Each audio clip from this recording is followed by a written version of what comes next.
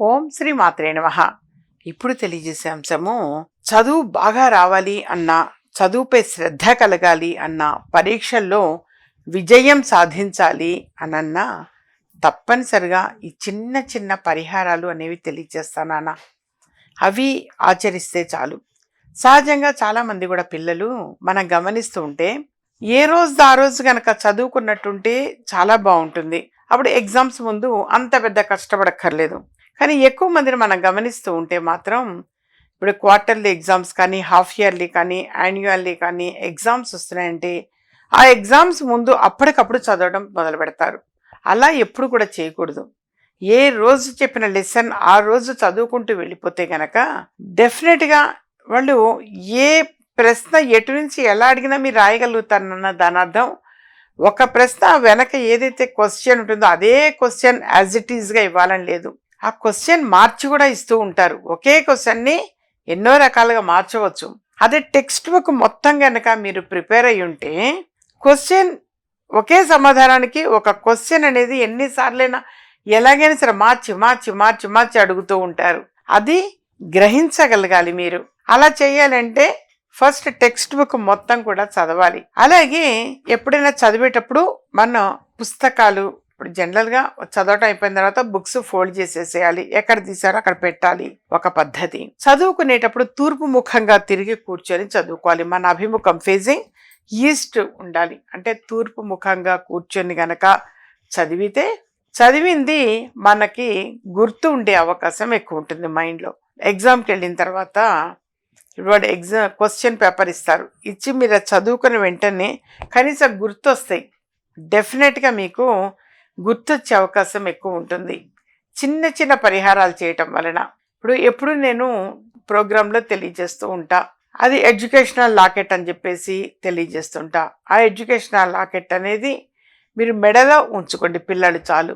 డెఫినెట్గా మీకు చదివింది చదివినట్టుగా గుర్తుకొచ్చే అవకాశం ఎక్కువ ఉంటుంది. సో దీన్ని స్కిప్ చేయటం, వదిలేయటం అనేది మీకు జరగదు. చక్కగా మీరు అటెంప్ట్ చేయగలుగుతారు ప్రతి క్వశ్చన్ని కూడా. అది మనకి మెయిన్ ఇంపార్టెంట్. అందుకోసం ఎడ్యుకేషనల్ లాకెట్ అనేది యథార్థంగా చాలా అద్భుతంగా వర్కౌట్ అవుతుంది. దాన్ని కట్టించుకున్న వాళ్ళు చాలా మంది కూడా ఫీడ్బ్యాక్ ఇస్తూ ఉంటారు.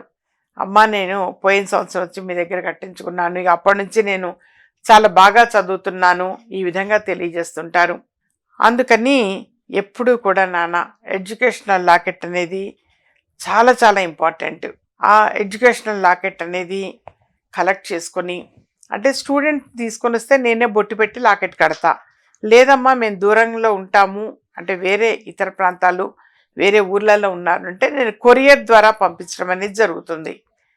కానీ దాన్ని కట్టించుకోవటం వలన మాత్రం చాలా మంది కూడా తెలియజేస్తుంటారు ఇప్పుడు చదువులో చాలా బాగా రాణిస్తున్నారమ్మా పిల్లలు అని చెప్పేసి. సో అది ఇంతకాలానికే పరిమితము అనేమీ కాదు. ఎప్పుడు కూడా మన మెడలోనే ఉండడం వలన మనకెప్పుడు కూడా పాజిటివ్ ఎనర్జీని తీసుకోగలుగుతారు. దానివల్ల చదివింది చదివినట్టుగా గుర్తుండే అవకాశం ఎక్కువ ఉంటుంది. అలాగే మరొకటి, కనీసంగా ఓ 21 శుక్రవారాలు, 21 ఫ్రైడేస్ అనుకోండి. ప్రతి శుక్రవారం సరస్వతి అమ్మవారి దర్శనం చేసుకొని రావడం చాలా చాలా మంచిది. కనీసం ఒక 21 శుక్రవారాలైనా సరే సరస్వతి అమ్మవారి గుడికి వెళ్ళటం, దర్శనం చేసుకొని వస్తే చాలు. ఈ విధంగా చేస్తూ ఉంటే పిల్లలకి చదువు పట్ల ఏకాగ్రత పెరుగుతుంది, చదువులో రాణించగలుగుతారు. సో మ్యాక్సిమం ఈ ప్రయత్నం అనేది చేయండి నాన్న. చాలా సింపుల్. మీ సమీపంలో మీ దగ్గరలో ఎక్కడైనా సరస్వతి అమ్మవారి గుడి ఉంటే అక్కడికి వెళ్ళిరండి. అలాగే మీ ఇంట్లో అయినా కాస్త అప్పుడప్పుడు శుక్రవారం నాడు పెరుగన్నము నైవేద్యం పెట్టడము.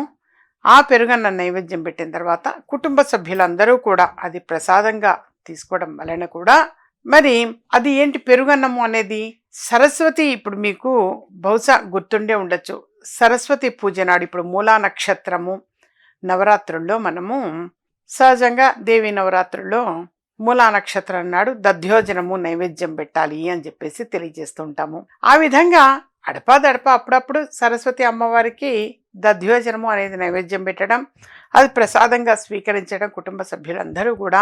దీనివల్ల జ్ఞానము అనేది డెవలప్ అవుతుంది. ఎవరికైనా సరే దోచుకెళ్ళలేని ఆస్తి ఏమిటంటే చదువు, జ్ఞానము. ఇదే పెద్ద సంపద. మనకి.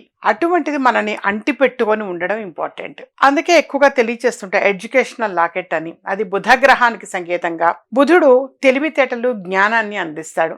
అలాంటి తెలివితేటలు అనేది ప్రతి వ్యక్తికి కూడా అవసరము. సో ఆ ఎడ్యుకేషనల్ లాకెట్ అనేది ఆఫీస్కి వచ్చి కట్టించుకోవచ్చు. రాలేని వారికి పోస్టల్ సౌకర్యం ద్వారా పంపించడం అనేది కూడా జరుగుతుంది. అలాగే సరస్వతి అమ్మవారి అనుగ్రహము, కరుణ, కటాక్షము మనందరికీ కూడా దక్కాలి, సంప్రాప్తించాలి అని అంటే మరొక చిన్న పరిహారం కూడా, తీపి రొట్టెలు అని ఉంటాయి.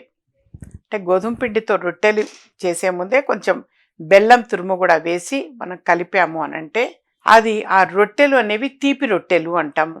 అవి చక్కగా దాన్ని పెనం మీద కాల్చేసి ఆ తీపి రొట్టెల్ని వీధి కుక్కలకి తినిపించడం, కొంచెం కట్ చేసి వీధి కుక్కలకి గనక తినిపించటం వలన కూడా యథార్థంగా సరస్వతి కటాక్షము అనేది పొందే అవకాశం ఎక్కువ ఉంటుంది.